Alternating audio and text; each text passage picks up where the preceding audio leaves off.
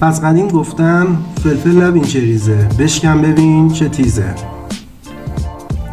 اگه دنبال یه برد توسعه قدرتمند جمع و جور ولی با قیمت پایین میگردی، تا آخر این ویدیو همراه من باش.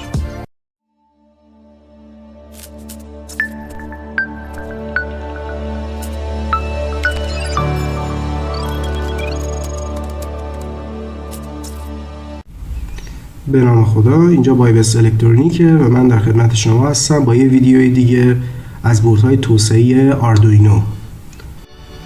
توی این ویدیو رفتیم سراغ برد توسعه آردوینو پروی مینی که مشابه همون آردوینو اونوی خودمونه، ولی با این تفاوت که از USB بهره مند نیست و برای پروگرام کردن شما باید از کابل FTDI یا هر پروگرامر USB به سریال دیگه استفاده کنید.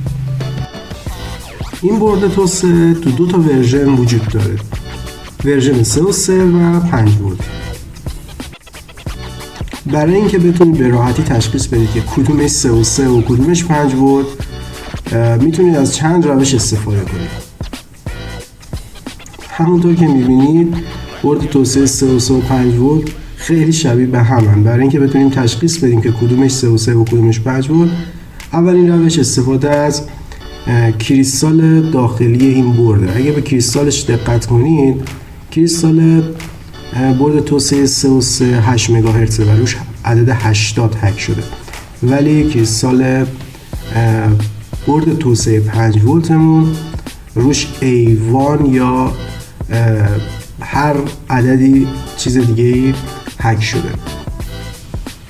اگر هم که میخواستید مطمئن بشید که کدومش 3 و کدومش 5 ولت و بازم شک داشتید، میتونید از پایه رای این دوتا برد توسعه که در اینجا قرار داده شده و برای این برد توسعه هم در این قسمت قرار داده شده استفاده کنید و به این پایه رای شما میتونید بین 6 تا 12 ولت ولتاژ بدید. زمانی که به این پایه راه 6 تا 12 ولت ولتاژ بدید، خروجی ما VCC ما یا 3 هست یا 5 ولت. فقط دقت کنید که به پای VCC نباید ولتاژ بیشتر از 3 یا 5 ولت بدید. برای پروگرام کردن برد توسعه‌مون هم میتونیم از این 6 تا پایه که در اینجا قرار داده شده استفاده کنیم. برای پروگرامری که مناسب این برد هست هم میتونید هم از پروگرامرهای FTDI استفاده کنید، اما هم از هر مبدل USB به سریالی که توی بازار وجود داره برای پروگرام کردن استفاده کنید. در اینجا پین DTR از طریق این خازن 100 نانوفارادی که اینجا قرار داده شده وصل شده به پایه ریست در اینجا و اینجا، که وقتی ما DTR رو صفر میکنیم، زمین میکنیم، در واقع انگار دکمه ریست رو فشار دادیم و اتفاقی که میفته بردمون ریست میشه. در واقع هر بار که از طریق پورت سریال به میکروکنترلرمون دسترسی پیدا میکنیم، یه بار این برد توسعه‌مون ریست میشه و به میگن ریست نرم افزاری.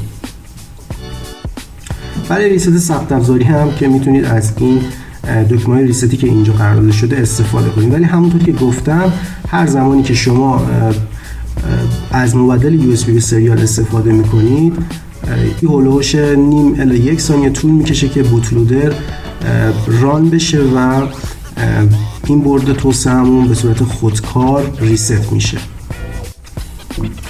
اگر از مشخصات این برد توسعه بخوام براتون بگم، این برد توسعه 14 پین دیجیتال داره که این 14 پین حد اکثر تا 40 میلی آمپر رو میتونن تحمل کنن.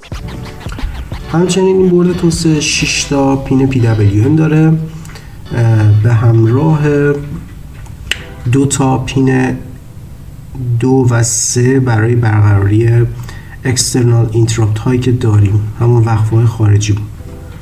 32 کیلوبایت فلش و 2 کیلوبایت SRAM، همچنین 1 کیلوبایت E2P رام از قابلیت های این برد توسعه هستش.